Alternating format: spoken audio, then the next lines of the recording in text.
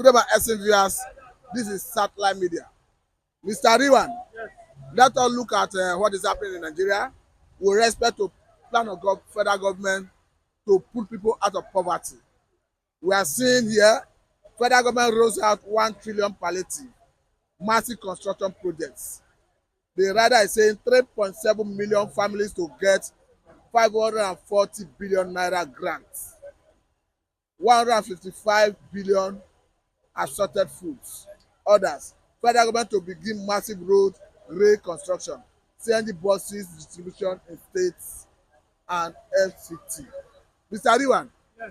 it look as if the government this time want to address the welfare of Nigerians. Because remember that the constitution is very clear about the welfare of Nigerians, that the welfare of Nigerians and their security shall be the primary purpose of governance. Let us go.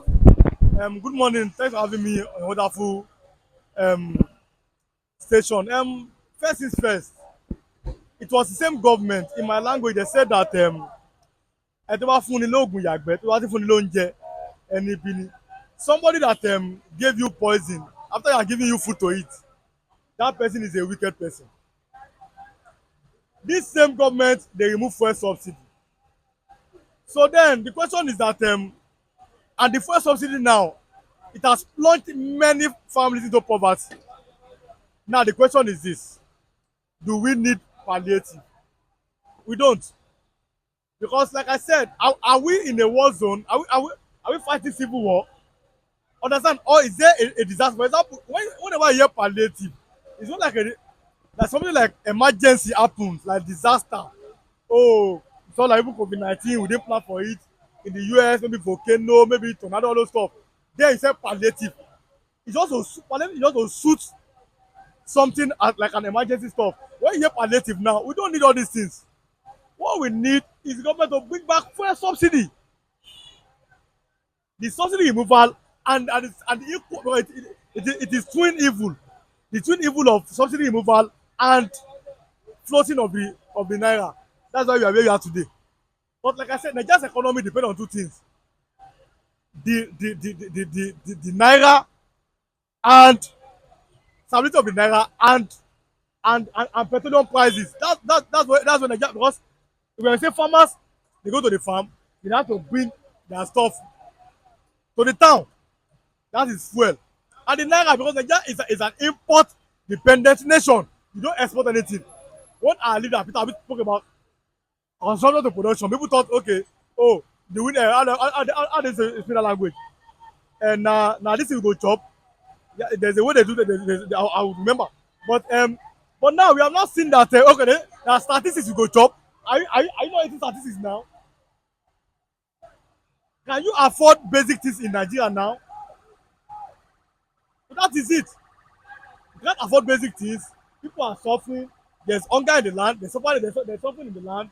And now we are enjoying. Are we not enjoying it? We're enjoying it. So like I said, the government, we don't need this. What we need now is for them to bring back fuel subsidy, subsidize fuel for Nigerians.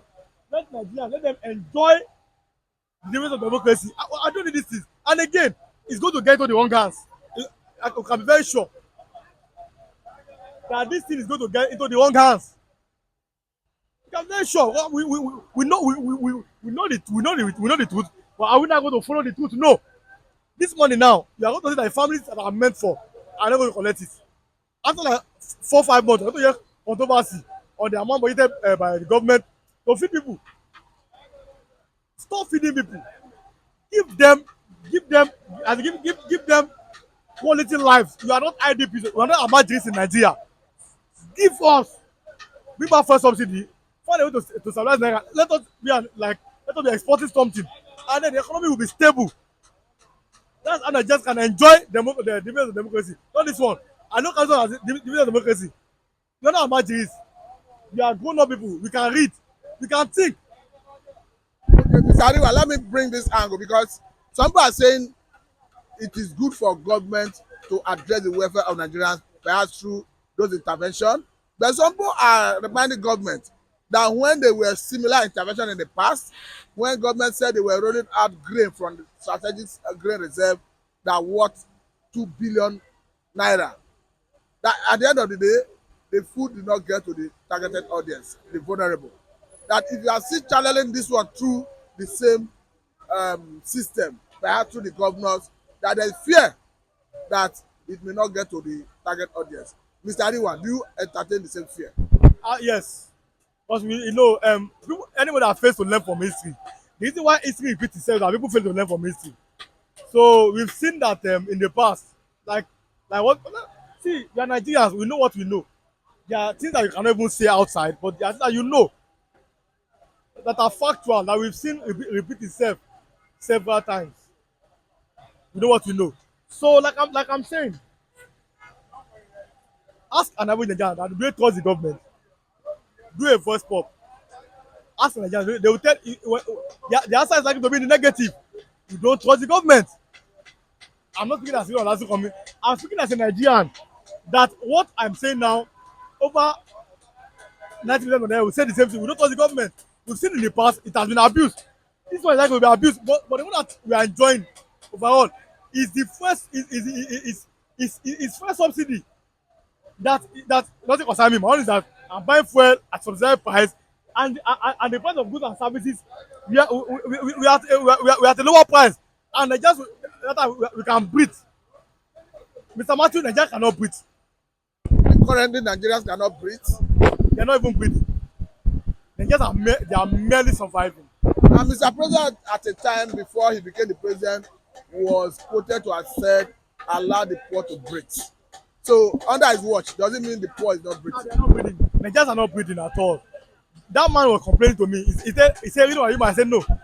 I cannot marry his kind of circumstance. And the man said, now what he's facing, how can he, a man, a responsible man that is working, and not even afford basic things for his daughter? The man was almost crying today.